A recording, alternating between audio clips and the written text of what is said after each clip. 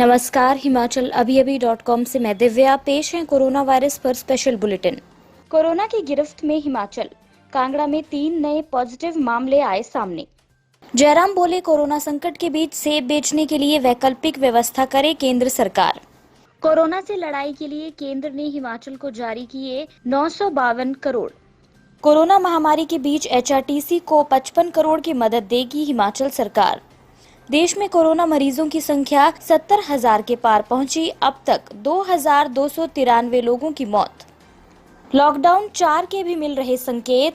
PM Modi के गृह राज्य गुजरात ने किया विरोध। आरोग्य सेतु डेटा को लेकर सरकार ने जारी किए नियम, उल्लंघन करने पर होगी जेल। चीन में लौटा कोरोना, वुहान में फिर सामने आए 5 नए केस, कई अधिकारी बर्खास्त। अमेरिका का दावा, कोरोना वैक्सीन पर हो रही रिसर्च चुराना चाहता है चीन, चेतावनी की तैयारी। कोरोना संकट में सऊदी अरब ने 3 गुना बढ़ाया वैट, कर्मचारियों को मिलने वाले भत्तों पर रोक। अब समाचार विस्तार से। आपके स्वास्थ्य का प्रहरी श्री बालाजी हॉस्पिटल, कांगड़ा, हिमाचल। हिमाचल प्रदेश का कांगड़ा जिला कोरोना की गिरफ्त में जकड़ता नजर आ रहा है। कोरोना वायरस के मामले इस जिला में काफी तेजी से बढ़ते दिख रहे हैं। ताजा रिपोर्ट बता रही है कि जिला में 3 नए पॉजिटिव केस सामने आए हैं। ये तीनों पंचरुखी, पपरिका व मझैरना से ताल्लुक रखते हैं। डीसी कांगड़ा राकेश प्रजापति ने पुष्टि करते हुए कहा कि इनकी ट्रैवल हिस्ट्री खंगाली जा रही है। Doctor Rajendra Prasad medical college अस्पताल टांडा में इनके कोरोना टेस्ट हुए हैं। इन तीनों मामलों के साथ हिमाचल में एक्टिव केस 21 हो गए हैं। कांगड़ा में अब एक्टिव मामले 8 हैं। हिमाचल में कोरोना पॉजिटिव का आंकड़ा 62 पहुंच गया है। हिमाचल के सीएम जयराम ठाकुर ने वीडियो कॉन्फ्रेंसिंग के माध्यम से पीएम नरेंद्र मोदी को अवगत करवाया कि एक सप्ताह पूर्व प्रदेश में कोरोना पॉजिटिव की संख्या 40 थी, परंतु एक सप्ताह के भीतर ये संख्या बढ़कर 50 हो गई है, जो कि चिंता का विषय है। उन्होंने कहा कि प्रदेश सरकार ने बाहरी राज्यों से आए लोगों के लिए क्वारंटाइन के नियमों का सख्ती से पालन सुनिश्चित करने के लिए जियो फेंसिंग ऐप विकसित की है। देश के विभिन्न भागों से राज्यों में हजारों लोग वापस आए हैं और उनके विभिन्न क्षेत्रों में विशेषज्ञता है। यदि लॉकडाउन लंबा चले तो राज्य सरकार ने ऐसे लोगों के टैलेंट मैपिंग का निर्णय लिया है, ताकि वे लोग अपने घर में रहना चाहें तो उनकी सेवाओं का उपयोग प्रदेश हित में किया जा सकता है। उन्होंने कहा कि सेब सीजन आने वाला है और दिल्ली की आजादपुर मंडी कोरोना महामारी के कारण बुरी तरह से प्रभावित हुई है, इसलिए उन्होंने बागवानों को उनके उत्पादों को बेचने की सुविधा प्रदान करने के लिए वैकल्पिक व्यवस्था करने का आग्रह किया। उन्होंने लॉकडाउन अवधि को बढ़ाने का भी समर्थन किया। केंद्र सरकार ने कोरोना वायरस से लड़ाई के लिए हिमाचल प्रदेश को 952 करोड़ रुपए का विकास राजस्व घाटा अनुदान जारी किया है। ये दूसरी मासिक किश्त है जो हिमाचल समेत 14 राज्यों को जारी की गई है। केंद्रीय वित्त एवं कॉर्पोरेट मामले मंत्री निर्मला सीतारमण ने ट्वीट कर इसकी जानकारी दी। उन्होंने कहा कि 15वें वित्त आयोग की अनुशंसा पर विकास राजस्व घाटा अनुदान की दूसरी समान मासिक किस्त जारी की गई है। ये राज्यों को कोरोना संकट के दौरान अतिरिक्त संसाधन प्रदान करेगा। इसके तहत 14 राज्यों को 6,195.08 करोड़ रुपए जारी किए गए हैं।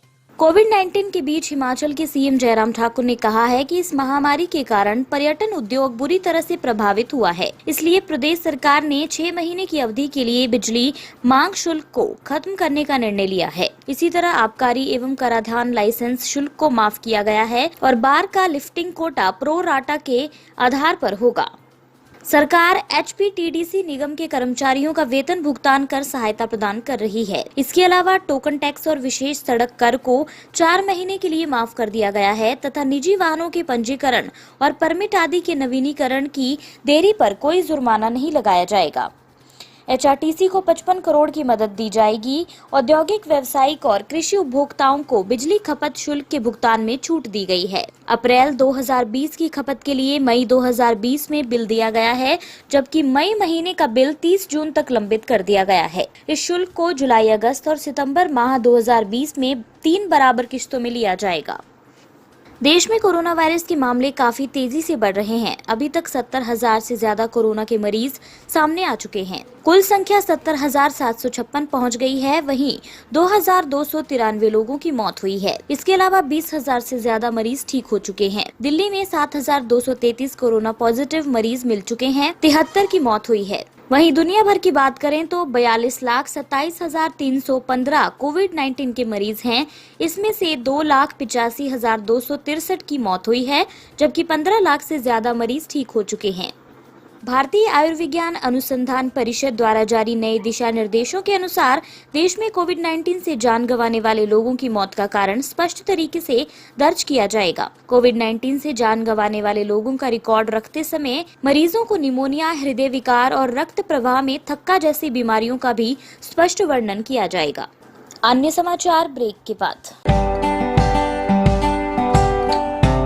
Shri Balaji multi speciality hospital Kangra, जहां आपको एक ही छत के नीचे मिले बेहतरीन चिकित्सा सुविधाएं, cardiology, laparoscopic, general surgery, neuro surgery, orthopaedics, paediatric, radio diagnosis, urology, gastroenterology, ophthalmology, pathology, medicine, anaesthesia और डेंटल जैसी अत्याधुनिक और बेहतरीन चिकित्सा सुविधाएं, 24 घंटे इमरजेंसी सुविधा, 9 बेड के साथ critical care unit, cardiac monitor और डिफिब्रिलेटर्स, सेंट्रल ऑक्सीजन लाइन और वेंटिलेटर सुविधा। हिमाचल प्रदेश के सबसे बड़े निजी स्वास्थ्य सेवा प्रदाताओं में से एक Shri Balaji multi speciality hospital Kangra राष्ट्रीय स्वास्थ्य बीमा योजना के साथ सूचीबद्ध Shri Balaji multi speciality hospital Kangra BPL परिवारों के लिए अस्पताल में कैशलेस भर्ती होने के साथ ही ईसीएच की भी सुविधा। हमारा पता Shri Balaji multi speciality hospital, Balaji Vihar, Ujjain, Kangra. संपर्क करें 9218411108 पर। Shri Balaji multi speciality hospital Kangra.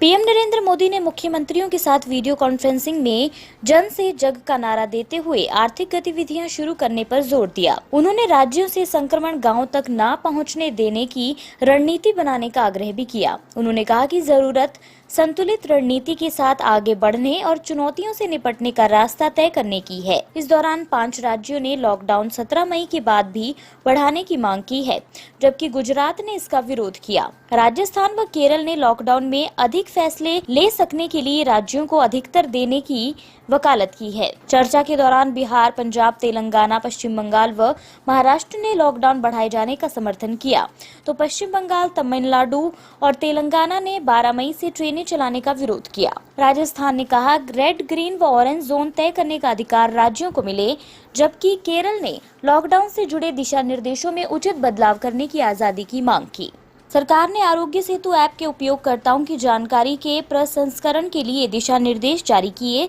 इसमें कुछ नियमों का उल्लंघन करने वाले व्यक्तियों को कारावास की सजा का भी प्रावधान किया गया है। नए नियमों के तहत 180 दिनों से अधिक डेटा के भंडारण पर रोक लगाई गई है। इसके साथ ही उपयोगकर्ताओं के लिए ये प्रावधान किया गया है कि वे आरोग्य सेतु से संबंधित जानकारियों को मिटाने का अनुरोध कर सकते हैं। इस तरह के अनुरोध पर 30 दिन के भीतर अमल करना होगा। नए प्रावधान केवल जनसांख्यिकी, संपर्क, स्वमूल्यांकन और कोरोना वायरस से संक्रमित करने की अनुमति देते हैं जो संक्रमित व्यक्ति के संपर्क में आते हैं। इलेक्ट्रॉनिक्स और सूचना प्रौद्योगिकी मंत्रालय के सचिव अजय प्रकाश साहनी ने संवाददाताओं से कहा कि डेटा की गोपनीयता पर बहुत काम किया गया है। ये सुनिश्चित करने के लिए एक अच्छी गोपनीयता नीति बनाई गई है कि लोगों के व्यक्तिगत डाटा का दुरुपयोग न हो। अभी तक 9.8 करोड़ लोगों ने आरोग्य सेतु ऐप डाउनलोड किया है।